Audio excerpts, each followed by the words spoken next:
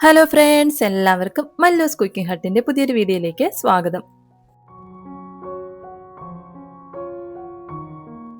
ഇന്നത്തെ വീഡിയോ എന്ന് പറയുന്നത് ഗോതമ്പ് പൊടിയും പഴവും വെച്ചിട്ട് നമ്മൾ ആവിയിൽ വേവിച്ചെടുത്തിട്ടുള്ളൊരു പലഹാരമാണ്. അപ്പോൾ ഇതെങ്ങനെയാണ് തയ്യാറാക്കി എടുക്കുന്നതെന്നൊന്ന് നോക്കാം. അപ്പോൾ നമ്മുടെ ഈ ഒരു പലഹാരം തയ്യാറാക്കാനായിട്ട് ഞാൻ 2 ഏത്തപ്പഴമാണ് എടുത്തിട്ടുള്ളത്. അത് ചെറിയ കഷ്ണങ്ങളാക്കി ഒന്ന് മുറിച്ചെടുത്തിട്ടുണ്ട്. അത്യാവശ്യം നല്ലതുപോലെ പഴുത്തിട്ടുള്ള പഴം നോക്കിയിട്ട് വേണം എടുക്കാനായിട്ട്. ഇനി നമ്മൾ കട്ട് ചെയ്ത് വെച്ചിട്ടുള്ള പഴം ഒരു മിക്സിയുടെ ജാറിലേക്ക് ഒന്ന് ചേർത്ത് കൊടുക്കാം. ഇനി ഇതിലേക്ക് ചേർത്ത് കൊടുക്കേണ്ടത് ശർക്കരയാണ്. ഞാൻ 1/2 കപ്പ് അളവിൽ പൊടിച്ച ശർക്കരയാണ് എടുത്തിട്ടുള്ളത്. അത് നമുക്ക് ഇതിലേക്ക് ചേർത്ത് കൊടുക്കാം. ഇനി വലിയ ശർക്കരയാണെന്നുണ്ടെങ്കിൽ 1/2 കപ്പ് അളവിൽ ശർക്കര എടുത്തിട്ട് ഒരല്പം വെള്ളം ചേർത്തൊന്ന് ഉരുക്കിയതിന് ശേഷം അത് തണുത്തതിന് ശേഷം നമ്മൾ ഈ പഴത്തിലേക്ക് ചേർത്തിട്ടൊന്ന് അരച്ച് എടുത്താലും മതിയാവും. ഇനി ഇത് നമുക്ക് നന്നായിട്ടൊന്ന് അരച്ചെടുക്കാം. നമ്മൾ അരച്ചെടുത്തിട്ടുള്ള പഴം നമുക്കൊരു ബൗളിലേക്കൊന്ന് ഒഴിച്ചു കൊടുക്കാം. ഇനി ഇതിലേക്ക് നമുക്ക് ചേർത്ത് കൊടുക്കേണ്ടത് ഗോതമ്പ് പൊടിയാണ്. അപ്പം ഞാൻ 1 കപ്പ് അളവിൽ ഗോതമ്പ് പൊടിയാണ് എടുത്തിട്ടുള്ളത്. അത് 2 പ്രാവശ്യമായിട്ട് നമുക്കിതിലേക്ക് ചേർത്തിട്ട് നന്നായിട്ടൊന്ന് കുഴച്ചെടുക്കാം. നമ്മളിതിലേക്ക് ഒട്ടും തന്നെ വെള്ളമൊന്നും ചേർത്ത് കൊടുക്കേണ്ട ആവശ്യമില്ല. ഈ ഒരു പഴത്തിൻ്റെ നനവിൽ തന്നെ നമുക്ക് നന്നായിട്ടൊന്ന് കുഴച്ചെടുക്കാനായിട്ട് പറ്റും. കയ്യിലൊക്കെ ഒന്ന് ഒട്ടിപ്പിടിക്കുന്ന ആ ഒരു പരുവത്തിൽ വേണം ഒന്ന് കുഴച്ച് എടുക്കാനായിട്ട്.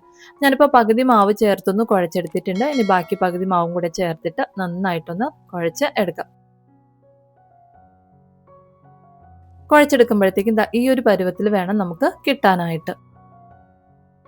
ഈ ഒരു പരുവത്തിൽ വന്നില്ല, കുറച്ചൊന്ന് തിക്കായിട്ടാണ് ഇരിക്കുന്നതെങ്കിൽ ഒരല്പം വെള്ളം കൂടി ഒന്ന് ചേർത്തിട്ടൊന്ന് കുഴച്ചെടുത്താൽ മതിയാവും. ഇനി ഇതിലേക്ക് നമുക്ക് ചേർത്ത് കൊടുക്കേണ്ടത് ചിരകിയ തേങ്ങയാണ്. 1 കപ്പ് അളവിൽ ചിരകിയ തേങ്ങ എടുത്തിട്ടുണ്ട്. അത് നമുക്ക് ഇതിലേക്ക് ചേർത്ത് കൊടുക്കാം. തേങ്ങ കുറച്ച് അധികം ചേർത്ത് കൊടുക്കുമ്പോഴാണ് നമ്മുടെ പലഹാരം വേവിച്ചെടുക്കുന്ന സമയത്ത് നല്ല ടേസ്റ്റി ആയിട്ട് കിട്ടുന്നത്. ഇനി ഇതിൻ്റെ കൂടെ തന്നെ 1/2 ടീസ്പൂൺ അളവിൽ ഏലക്ക പൊടിച്ചതും ഒരു നുള്ളു ഉപ്പും കൂടെ ഒന്ന് ചേർത്ത് കൊടുക്കാം. അതിനുശേഷം നന്നായിട്ടൊന്ന് മിക്സ് ചെയ്തെടുക്കാം. നന്നായിട്ടൊന്ന് മിക്സ് ചെയ്തെടുത്തതിന് ശേഷം പിന്നെ നമുക്കിതിലേക്ക് ചേർത്ത് കൊടുക്കേണ്ടത് കുറച്ച് കാഷ്നട്ടും ഉണക്കമുന്തിരിയുമാണ്. അപ്പോൾ ഞാൻ 2 സ്പൂൺ നെയ്യിൽ കുറച്ച് കാഷ്നട്ടും ഉണക്കമുന്തിരിയും ഒന്ന് വറുത്തെടുത്തിട്ടുണ്ട്. അത് നമുക്കിതിലേക്ക് ചേർത്ത് നന്നായിട്ടൊന്ന് മിക്സ് ചെയ്ത് കൊടുക്കാം. നെയ്യൊക്കെ ഇതിലേക്ക് ചേർത്ത് കൊടുക്കുമ്പോഴത്തേക്കും നമ്മുടെ ഈ ഒരു പലഹാരം കുറച്ചൊന്ന് സോഫ്റ്റ് ആയിട്ട് കിട്ടും. അതുപോലെ തന്നെ നമുക്ക് ഇലയിലൊന്ന് ഒട്ടിപ്പിടിക്കാതെ ഇളക്കിയെടുക്കാനും പറ്റും. ഇനി നമ്മൾ മിക്സ് ചെയ്ത് വെച്ചിട്ടുള്ള മാവ് നമുക്ക് ചെറിയൊരു കഷ്ണം വാഴയില എടുത്തിട്ട് അതിലേക്കൊന്ന് വെച്ച് കൊടുക്കാം. അതിനുശേഷം ഇതുപോലെ 2 സൈഡിൽ നിന്നും മടക്കിയിട്ട് വീണ്ടും നമുക്ക് ഈ നീളത്തിലുള്ള 2 സൈഡ് കൂടെ ഒന്ന് മടക്കാം. മൊത്തത്തിൽ 4 ആയിട്ടൊന്ന് ഇതുപോലെ ഒന്ന് മടക്കി എടുക്കാം. ഇപ്പം ഞാൻ ഒരെണ്ണം റെഡിയാക്കി എടുത്തിട്ടുണ്ട്. ഇതുപോലെ നമുക്ക് ബാക്കിയുള്ള മാവും വാഴയിലയിൽ വെച്ചിട്ട് ഒന്ന് റെഡിയാക്കി എടുക്കാം. ഇനി നമുക്ക് ഇതൊന്ന് ആവിയിൽ വേവിച്ചെടുക്കണം. അതിനായിട്ട് ഒരു സ്റ്റീമറിൽ വെള്ളം തിളപ്പിക്കാനായിട്ട് വെച്ചിട്ടുണ്ട്. ആവി വന്നതിന് ശേഷം നമുക്കിതിലേക്ക് നമ്മൾ റെഡിയാക്കി വെച്ചിട്ടുള്ള മാവൊന്ന് വെച്ച് കൊടുക്കാം.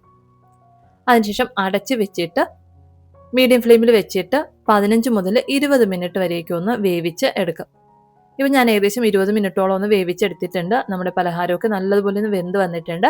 ഇതിന് നമുക്ക് തണുത്തതിന് ശേഷം വേറൊരു പ്ലേറ്റിലോട്ടൊന്ന് മാറ്റാം. അപ്പോൾ ഇത്രയേ ഉള്ളൂ. നമുക്ക് എളുപ്പത്തിൽ തന്നെ തയ്യാറാക്കി എടുക്കാൻ പറ്റുന്ന 4 മണി പലഹാരം റെഡി ആയിട്ടുണ്ട്. അപ്പോൾ എന്തായാലും പഴവും ഗോതമ്പ് പൊടിയും വെച്ചിട്ടൊന്ന് തയ്യാറാക്കി നോക്കാം. നിങ്ങൾക്ക് വീഡിയോ ഇഷ്ടപ്പെടുകയാണെന്നുണ്ടെങ്കിൽ ലൈക്ക് ചെയ്യാനും അതുപോലെ തന്നെ ചാനലൊന്ന് സബ്സ്ക്രൈബ് ചെയ്ത് സപ്പോർട്ട് ചെയ്യാനും മറക്കല്ലേ. അപ്പോൾ പുതിയൊരു വീഡിയോയിലൂടെ നമുക്ക് വീണ്ടും കാണാം. അതുവരെ താങ്ക് യു, ബൈ.